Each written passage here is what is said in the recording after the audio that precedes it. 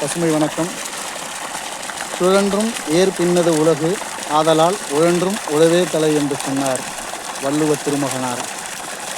அதைப்போல இயற்கை வழியில் விவசாயம் செய்வது எப்படி என்பதை இந்த சேனல் மூலமா நம்ம பார்க்க போகிறோம். நம்ம ஒரு இயற்கை விவசாயி.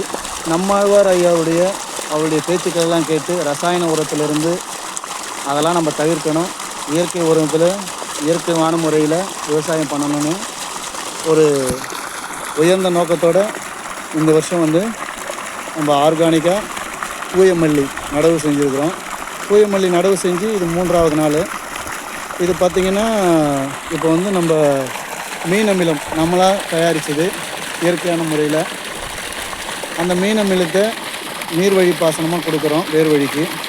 இதனால் என்ன ஆகுனா நல்ல இயற்கையான முறையில் யூரியா, பொட்டாஷ், டிஏபி இதெல்லாம் தவிர்த்துட்டு இது ஒரு வளர்ச்சி ஊக்கியாக இது செயல்படும். அதனால் பயிர் நல்லா செழிக்கும். மீண்டும் ஒரு வீடியோவில் பார்ப்போம். நன்றி, வணக்கம்.